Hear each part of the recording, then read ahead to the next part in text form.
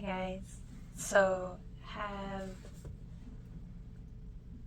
you looked at a hobonichi cousin or one of the weeklies or any of those other type of journals and been like, oh, I wish I could have that, or I wish I could do that? Well, I kind of thought the same thing. But at the same time, I didn't think their layout would quite work for me. So I thought about doing a month, a week, day, all in one journal, and how could I do that on a budget? And so I came up with blending 200-page composition notebooks into one book, and it worked out pretty good. There are some things I would change about it, but overall I'm really happy. And all I did was use some printer paper and stain the paper and then glued it into place. So I took an ugly composition notebook and turned it into something I'm really excited to use, and I think it can be really easy to do that. So let me show you how I set it up.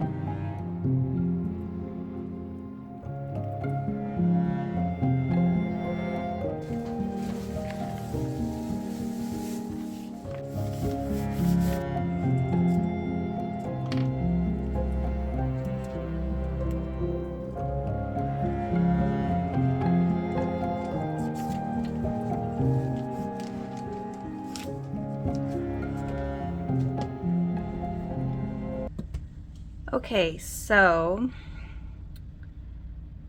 the supplies that I used are a pencil, an eraser, these highlighters that are pen gear, color pencils, and a ruler. That's all the supplies I used besides the bullet journal, or besides the composition book. So I combined 2 composition notebooks, and I tied them closed because they're a little poofy. So if I don't tie them closed, the lid just pops open. And it makes this really pretty sound every time. Okay, so then I did a 2024 cover page. I did the same word that I did in my bullet journal. So possible. I can, so this is my compass page. I believe, I feel.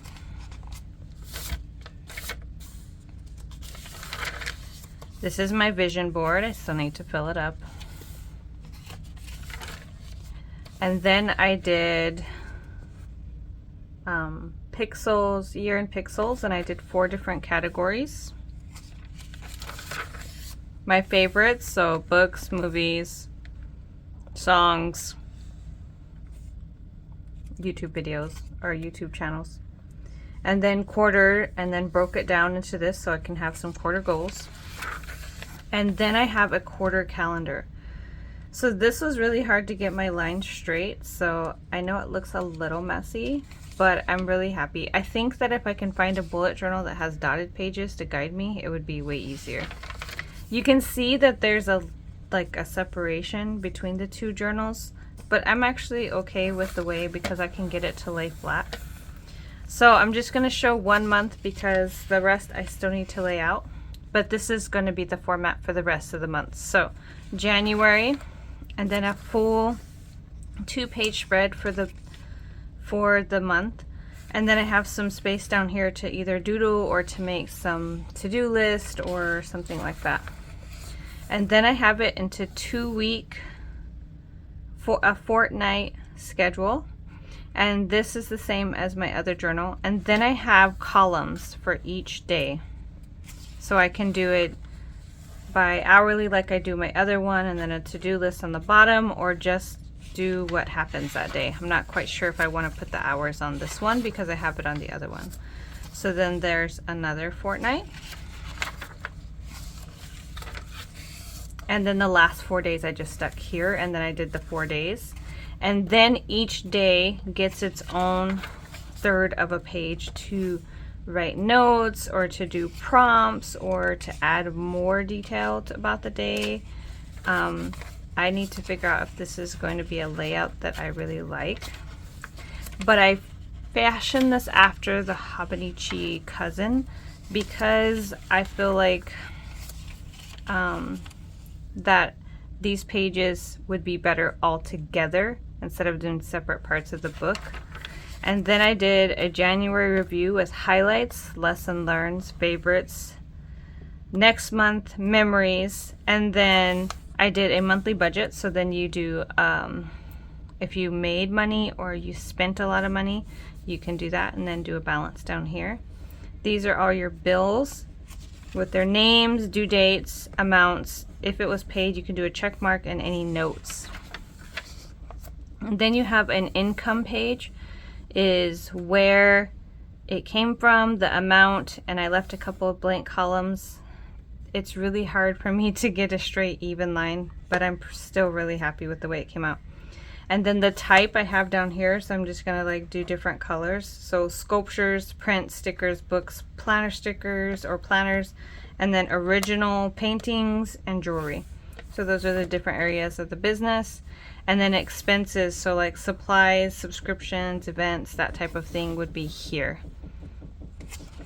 And then it goes into the next month. And there's even a blank cover on the other side of the February cover page. So I feel like this book kind of blends. I'm not sure what I'm going to do with these other side of the cover page. But I feel like this gives me everything that a Hobonichi cousin will do, and it only cost me roughly about $5. So I mean, I really wanted to try one of those until I saw how much they were, and I just can't. I cannot spend that much on a journal. When you're broke, you're broke. So what I did was I did the first few pages, and I tried to make sure I got everything I wanted in those first few pages. And then each month has 14. So I just was 1, 2, 3, 4, 5, 6, 7, 8, 9, 10, 11, 12, 13, 14. And then that's for 1 month. And I use January to base it off of because January has 31 days. So it's one of the months that has the most days. So I figured February might be a little less. I might end up having some blank pages in the back, but that's okay. But I based it off of that. And I'm going to try using this layout. And if this works for me alongside my other planner,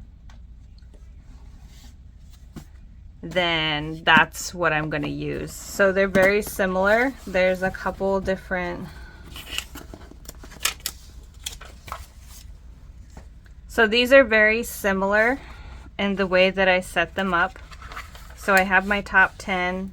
I didn't do a word count in the bigger journal. And I didn't do this section here with my books and my YouTube and all of this. So I have a big stack in the back. I probably should have marked it right here. So I did a sticker to mark it. So these are all the back pages. So I can add those other pieces to this if I wanted to, because I have this much extra pages left in the book after doing 14 pages for each month. And I penciled in everything first to make sure it would all fit.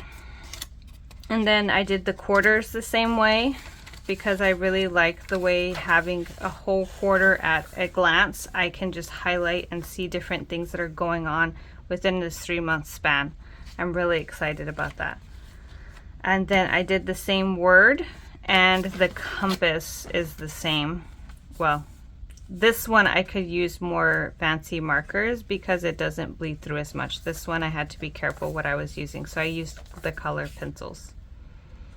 And the dots here helped me keep this more in line than the lines on the composition notebook. Then my vision board, and then I just used these. So I didn't do this projects page on this one, and because I'm not sure if I really want to even use this project page, so we'll have to see how that goes.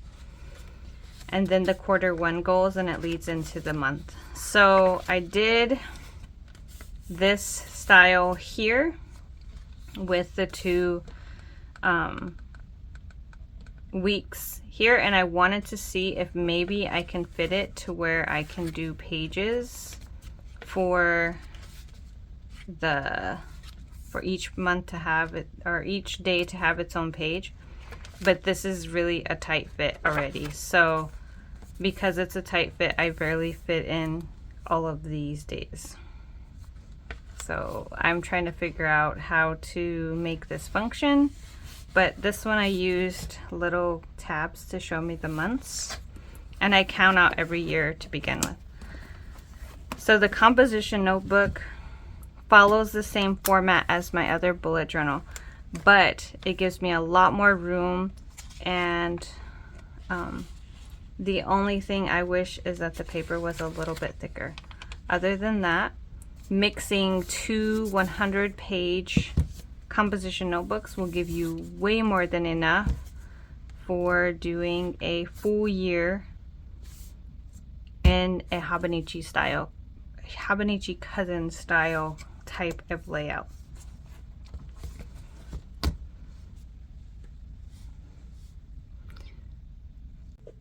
Okay, that was the setup, and I'm really happy with the way that it came out. I still have some penciling to do for the rest of the month, but January I'm ready to dive right in. So we're going to do some setups, we're going to do some filling it out and seeing how it works for us, and I will keep you guys up to date.